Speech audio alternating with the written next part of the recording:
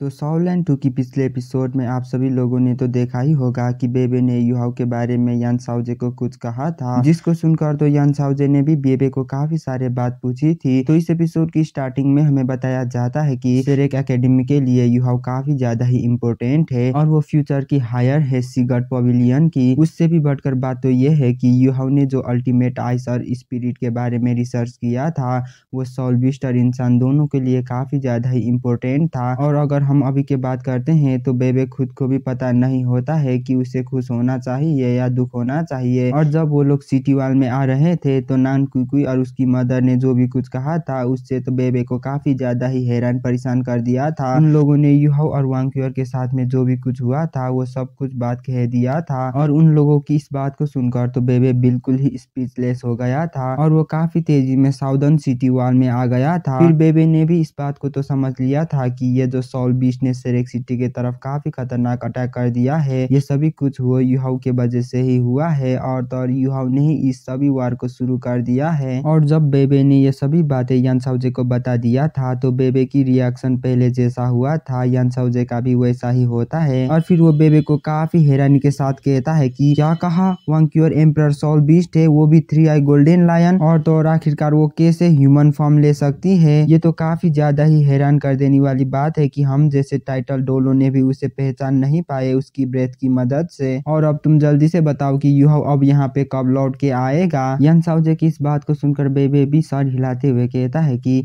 ये बात तो मुझे भी नहीं पता है कि युहाओ यहाँ पे कब आएगा। युहाओ ने नानकुई की मदर को तो सिर्फ इतना ही कहा था कि वो जल्द ही लौट आएगा क्योंकि उसको काफी ज्यादा ही इम्पोर्टेंट काम करना बाकी है और जब वो उस काफी इम्पोर्टेंट काम को खत्म कर लेगा तो वो वहां से वापस चले आएगा। और अगर बात किया जाए तो उसे भी ये बात तो अच्छी तरीके से पता चल गई होगी कि स्टारडो फॉरेस्ट की सोल बीस्ट के ओर चले गया है। मैं पूरी तरीके से श्योर हूँ कि वो जितना हो सके उतना जल्दी यहाँ पे लौटने की कोशिश करेगा। वैसे तो वो भी वांगक्यूर की गुजर जाने से काफी ज्यादा ही दुख है, लेकिन मुझे पता है कि उसके पास भी कोई ना कोई तो रास्ता होगा इन सोल बीस्ट को हराने के लिए। और युहाओ ने अनजान में आकर इतना बड़ा जो गलती कर दिया है, तांगसेट इस चीज के ऊपर पूरी तरीके से जिम्मेवारी लेने के लिए तैयार है और हम सब कुछ करेंगे इस बीस्ट को रेजिस्ट करने में। और हम तांगसेट की लोग उम्मीद करते हैं कि आप जुआन लॉ को समझाएंगे कि युहाओ ने भी ये जानबूझकर नहीं किया है और वो भी ऐसा कुछ हो वो बिल्कुल भी नहीं चाहता है। और बेबे इससे भी कुछ आगे कहने ही वाला था, लेकिन यान साओजे अपने हाथों को आगे बढ़ाता है और फिर वो बेबे को बोलने से मना करते हुए कहता है कि आखिर अब इस चीज को बताने में क्या ही फायदा है, तो चलो पहले हम इन सोल बीस्ट को भगाने की कोशिश करते हैं। और उससे भी बढ़कर क्या सेरेक ने कभी युहाओ को इस चीज के ऊपर ब्लेम किया है? ये तो युहाओ के लिए सिर्फ अपॉर्चुनिटी ही है, हम इस चीज के ऊपर उसे क्यों ब्लेम करेंगे। अगर बात किया जाए तो वो पहले से ही काफी ज्यादा ही लकी था और तो और अब उसने डेस्टिनी बीस्ट की भी पावर को हासिल कर लिया है। अब ये सेरेक और तांगसेट के लिए तो अच्छी बात है कि युहाओ अब काफी तेजी के साथ ग्रो करेगा, लेकिन फिर भी हम ये कह नहीं सकते हैं कि ये चीजें एकेडमी के लिए अच्छी बात है या बुरी बात है। हम उसके यहाँ पे ना आने तक का वेट ही कर सकते हैं। और क्या तुम्हें लगता है कि गॉड डिटियन ऐसे ही चुप रहेगा? अगर उसे ये बात पता भी नहीं चला तो भी उसकी कोई सर्टेन नहीं है। और अगर बात किया जाए तो इन पिछले कुछ हजारों सालों में 1 लाख सालों की सोल बीस्ट के नंबर कुछ ज्यादा ही बढ़ते ही जा रहे हैं और वो लोग पहले से भी काफी ज्यादा ही स्ट्रॉन्गर बन चुके हैं। वैसे भी अगर 3 आई गोल्डन लायन नहीं भी मरती तो भी वो लोग कुछ टाइम के बाद वो लोग इंसानों के ऊपर काफी खतरनाक तरीके से अटैक कर ही देते। बस वांगक्यूर की मौत ने इस प्रोसेस की टाइम को बढ़ा दिया है। उन लोगों ने सिर्फ थोड़ा सा ही जल्दी इंसानों के ऊपर कर दिया है वांगक्यूर की डेथ की वजह से, और वांगक्यूर की डेथ हम इंसानों के लिए भी काफी अच्छी बात है। यान साओजे की इस बात को सुनकर तो बेबे भी थोड़ा सा अच्छा महसूस करने लगता है। यान साओजे की इस बात ने सेरेक की ग्लोरी को रिप्रेजेंट कर लिया था और जब तक एकेडमी युहाओ के ऊपर ब्लेम नहीं करते थे तब तक बेबे सेटिस्फाइड था। फिर बेबे यान साओजे से पूछता है कि डीन यान आखिर अब हमें क्या करना चाहिए।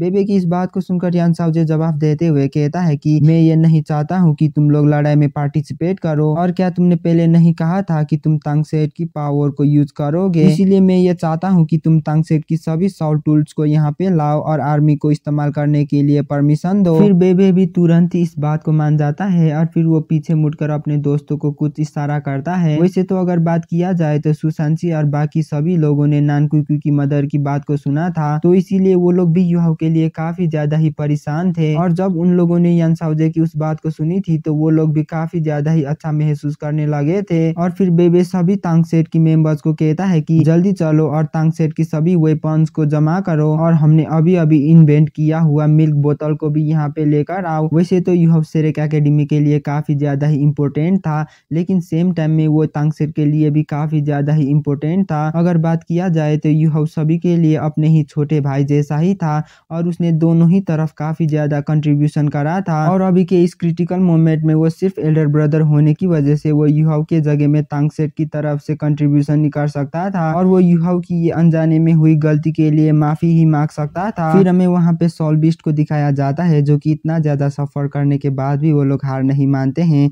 और तो और उनकी अटैक की पावर और भी काफी खतरनाक तरीके से बढ़ गया होता है। और इस बैटल को इंसानों की तरफ से सीजिंग लीड कर रहा था और सोल बीस्ट को इतना खतरनाक तरीके से सिटी वॉल के ऊपर आता देखकर भी वो काफी हैरान परेशान हो जाता है। वैसे तो वहाँ पे सोल बीस्ट तो काफी तेजी के साथ मर रहा था, लेकिन फिर भी वो लोग तो हार मानने का नाम ही नहीं ले रहे थे, जिसको देखकर तो सीजिंग काफी ज्यादा ही हैरान परेशान हो गया था। और फिर सीजिंग कुछ लोगों को किसी चीज को शुरू करने के लिए इशारा कर देता है और वहाँ पे कुछ सोल मास्टर्स ने अपने साथ में एक मेटल की पोल को पकड़ के रखा था और फिर जब सीजिंग उन लोगों के तरफ इशारा कर देता है तो वो लोग भी उस पोल के ऊपर अपने सोल पावर को फ्लो करने लगते हैं और तो और देखते ही देखते वहाँ से काफी खतरनाक तरीके से लाइट आसमान में चली जाती है और तो और ये लाइट आसमान में जाने के साथ ही सिटी वॉल की तरफ काफी खतरनाक बैरियर बन जाता है और वो जो सोल बीस्ट सिटी वॉल के ऊपर चढ़ रहे थे वो लोग वहां से नीचे गिरने लगते हैं। फिर सीजिंग इमोशनल लेस एक्सप्रेस से सभी आर्मी को शॉकिंग बॉम्ब को अटैक करने के लिए इशारा कर देता है और इसी के साथ कुछ ऑर्डिनरी आर्मी उन शॉकिंग बॉम्ब से सोल बीस्ट के ऊपर काफी खतरनाक अटैक कर देते हैं। लेकिन हैरान कर देने वाली बात तो ये थी कि वो अटैक बिल्कुल भी ऑर्डिनरी नहीं था। वैसे तो इस अटैक को ऑर्डिनरी आर्मी ने ही किया था, लेकिन वो अटैक बिल्कुल भी ऑर्डिनरी नहीं होता है। उस अटैक की वजह से वहाँ पे फायर की सी बनने लगता है। जो सोल बीस्ट सिटी वॉल के काफी करीब थे वो लोग इतना ज्यादा हाई टेम्परेचर की वजह से वो लोग दर्द के साथ रोर करने लगते हैं और इन चीजों की वजह से एल्डर संग भी काफी रफ्तार के साथ में बीजी के तरफ अटैक कर देती है। लेकिन जब एल्डर संग बीजी के तरफ काफी खतरनाक अटैक कर देती है तो वहाँ पे पहले से ही बीजी को प्रोटेक्ट करने के लिए 100,000 ईयर्स की सोल बीस्ट होते हैं। वहाँ पे इतना ज्यादा 100,000 ईयर्स की सोल बीस्ट को देखकर एल्डर संग बिल्कुल भी नहीं घबराती है और वो ऐसे ही बीजी को अटैक करने की काफी ज्यादा ही कोशिश करती है। डीटीएन जो कि अभी सील्ड है इसीलिए शेरेक के लिए अभी अपर हैंड था, लेकिन ये एडवांटेजेस शेरेक के लिए कुछ भी मायने नहीं रखता था क्योंकि वहाँ पे सोल बीस्ट काफी ज्यादा ही थी, वो लोग एंडलेस थे। और हैरान कर देने वाली बात तो ये है कि अभी भी स्टार्डो फॉरेस्ट की स्ट्रॉन्गर सोल बीस्ट वहाँ पे पार्टिसिपेट नहीं किया था लड़ाई करने के लिए। और फिर हमें 1 घंटे बाद का सीन दिखाया जाता है जहाँ पे सीजिंग ने अपने पीछे कुछ काफी खतरनाक स्टेशनरी सोल टूल को देख लिया था। उन सोल टूल को देखने के साथ ही सीजिंग पहली बार मुस्कुराते हैं और अगर बात किया जाए तो जब से इस बैटल की स्टार्टिंग हुई थी उस वक्त से वो एक बार भी नहीं हंसा था, लेकिन उस सोल टूल को देखकर एल्डर सीजिंग काफी खुश हो जाते हैं। वैसे तो अगर बात किया जाए तो सोल बीस्ट ने भी इंसानों के ऊपर काफी खतरनाक अटैक कर दिया था, लेकिन वो लोग अभी तक भी सिटी वॉल में नहीं पहुंच पाए थे। लेकिन फिर भी सोल बीस्ट धीरे धीरे करके स्ट्रॉन्गर बनते ही जा रहे थे और फिर हमें एल्डर सॉन्ग को दिखाया जाता है जो कि उतना ज्यादा खतरनाक 100,000 ईयर्स की सोल बीस्ट के साथ लड़ाई करने के बाद वो भी थक गई थी और अभी तक भी एल्डर सॉन्ग को मदद करने के लिए कोई भी नहीं आया था।